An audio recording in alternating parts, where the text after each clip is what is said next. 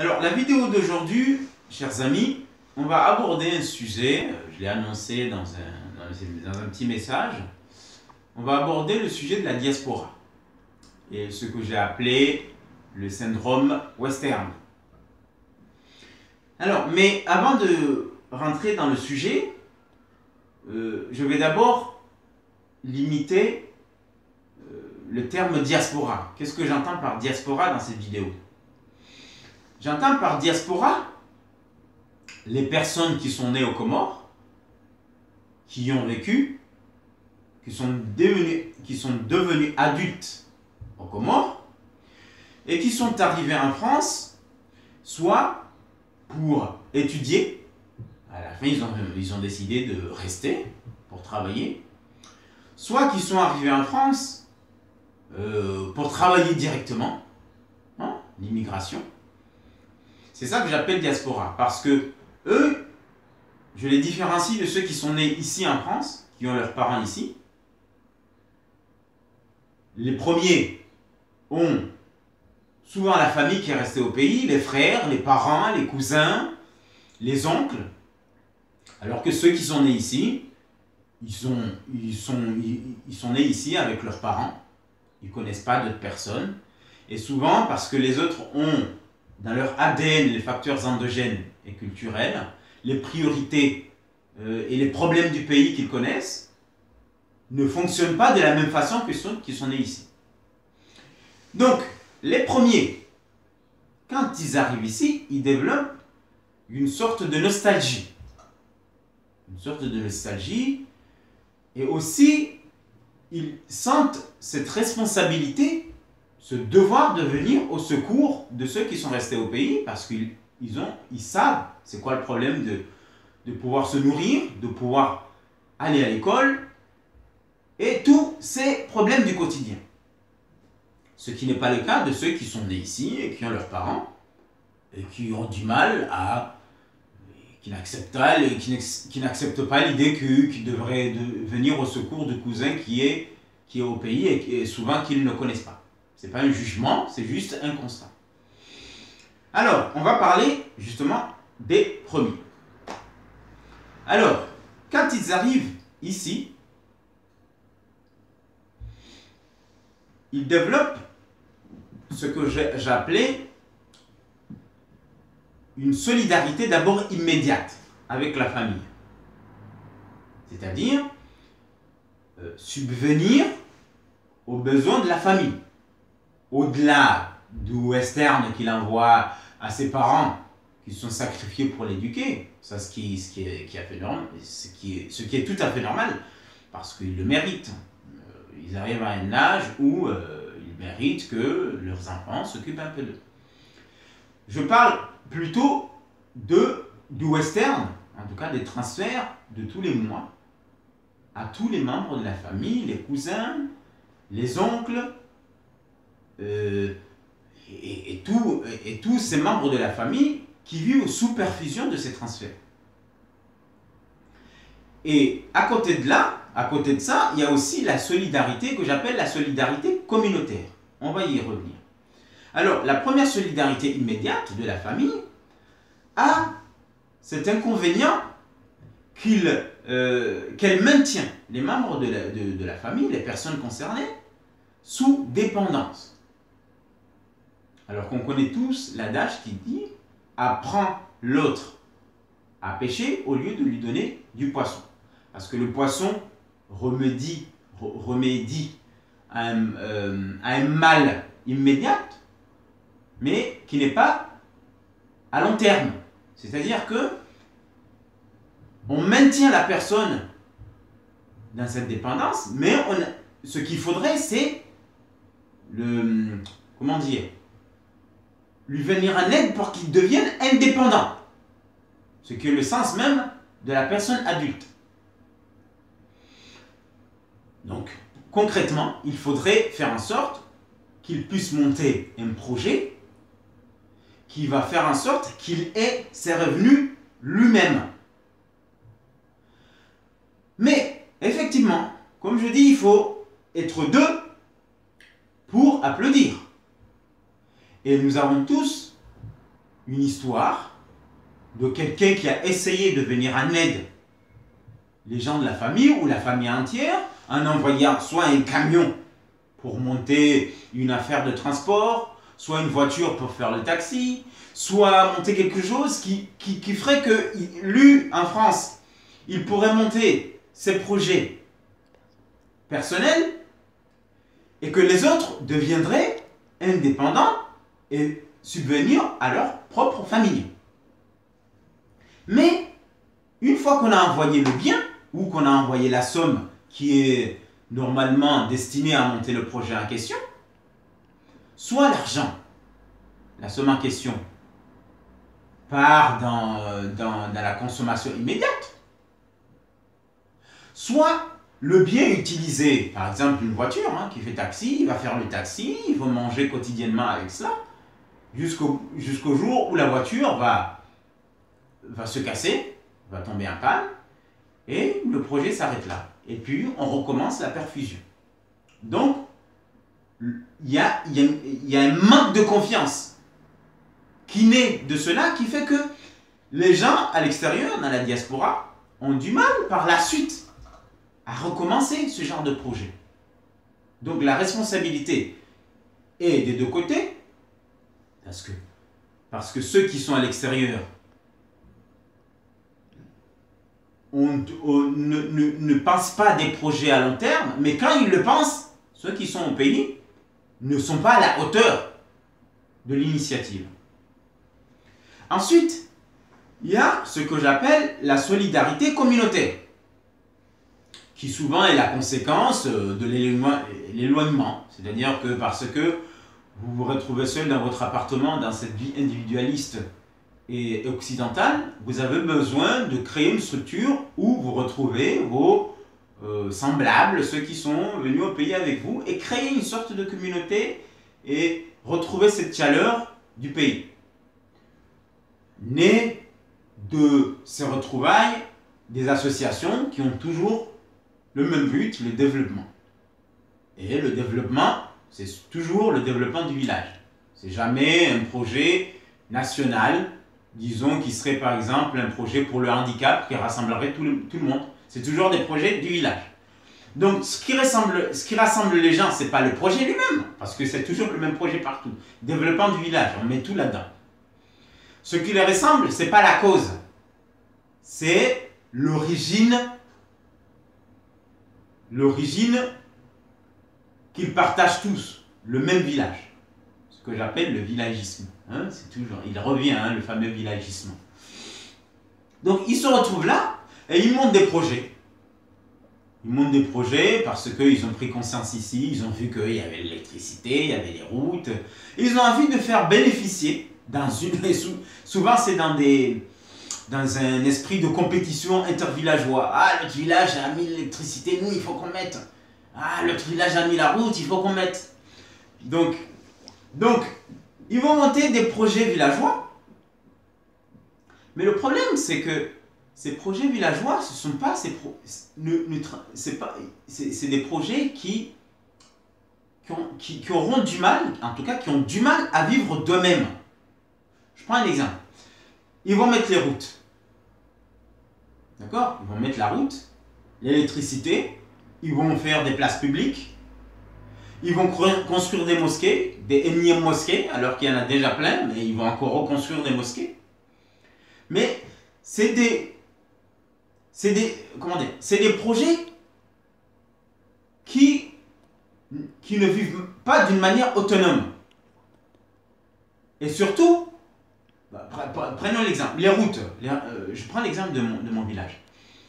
La diaspora de mon village a participé d'une manière conséquente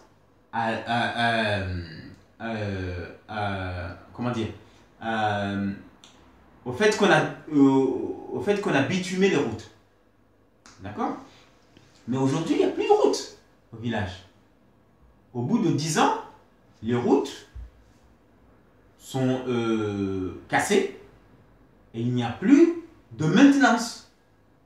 L'électricité, ils ont fait rentrer l'électricité, mais les villageois, ils voient l'électricité une fois tous les 2 mois. alors qu'on a investi des sommes conséquentes dans ces projets-là. Les places publiques, il y en a plein qui sont cassées, qui sont détruites. On fait quoi? On va encore recommencer les cotisations pour aller encore remettre le bitume. Hein? On va acheter des groupes électrogènes pour avoir l'électricité? Non, c'est pas ça qui transforme un pays. Ce qui transforme un pays, c'est la création de richesses. Comme ce qui transforme un individu pour la solidarité immédiate dont j'ai parlé au début, c'est la création de richesses. C'est ça qui transforme un pays. Créer des entreprises. D'autant plus que les fameux projets qu'ils réalisent, les routes, l'électricité, participent à la démission de l'État. L'oisiveté de l'État. Comment voulez-vous qu'un État se sente obligé de construire les routes ou faire rentrer l'électricité dans le village si ils se rendent compte que les villageois s'en chargent eux-mêmes? Au lieu d'aller demander, obliger, hein, c'est ce que j'appelle le fatalisme africain, en tout cas comorien. Au lieu d'exiger, oui, exiger ses droits, on trouve des sorties pour s'en sortir. C'est ce qu'on appelle la débrouillardise. Puisque l'État ne le fait pas, bon, on va s'occuper Yerifagné. Hein, c'est la philosophie du Yerifagné. Yerifagné, c'est comme ça. Hein, on va rester là pour attendre quoi? Non, il n'y a pas de Yerifagné. On exige, on demande à l'État. Hein, d'ailleurs, c'est ce que moi, je disais par rapport au mouvement Majimat Namwenje. Même si j'ai toujours soutenu ce mouvement. J'ai toujours soutenu ce qu'ils font. Mais quand même, allez faire tout ça pour qu'on vous donne un calendrier de délestage? Non, ça participe à ce fatalisme et à ce fameux rifagné. Vaut mieux ça, le fameux vaut mieux ça que rien. Non, il n'y a pas de vaut mieux ça que rien. Je veux, exigeons nos droits. Il n'y a pas, oui, mais on a... Non, vous ne pouvez pas le faire. Démissionnez, laissez les plus compétents venir exercer. Ah, mais c'est difficile. Allez, dégage. Tu laisses les autres. Voilà. Mais je reviens au sujet. Mais ça, c'est notre débat. Alors, autrement dit, la diaspora, même s'il est animé par une bonne volonté d'aider le pays, ne le fait pas de la bonne manière. Parce qu'il ne crée pas de la richesse. Alors, l'excuse qui revient, en tout cas individuellement, la première par rapport à la solidarité immédiate de la famille, c'est qu'effectivement, la famille ne suit pas le projet. Et aussi, d'une manière collective, il y a un manque de confiance.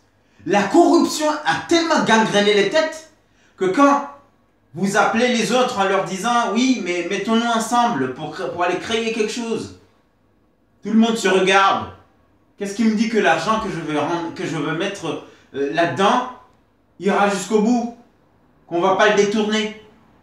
Pour aller, on n'a plus confiance entre nous, les uns les autres. Il y a un manque de confiance qu'il faut retrouver. Et aussi, il y a la fameuse excuse de la corruption.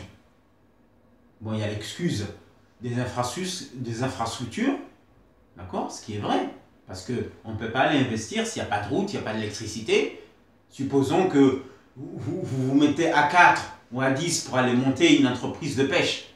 Mais comment vous allez pouvoir conserver le poisson s'il n'y a pas d'électricité? Ce n'est pas une fausse excuse, c'est une vraie excuse. Et là aussi, il y a la responsabilité de l'État.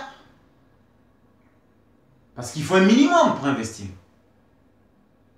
Mais il y a aussi la fameuse excuse de la corruption, de ceux qui veulent, quand vous évoquez l'idée que les gens ils n'investissent pas, ils ne créent pas de l'emploi. Oui, mais il y a la corruption, quand vous voulez monter un projet, il y a toujours les gens de l'État qui vous mettent des bateaux dans les roues. C'est vrai, il est plus facile qu'un arabe arrive au pays ou un blanc arrive au pays et investisse que quelqu'un d'origine comorienne ou africaine. Parce que, je ne sais pas, il y a ce complexe que Frantz Fanon expliquerait peut-être mieux que moi de l'individu de couleur qui est complexé face aux blancs. Mais bon, au-delà de ça,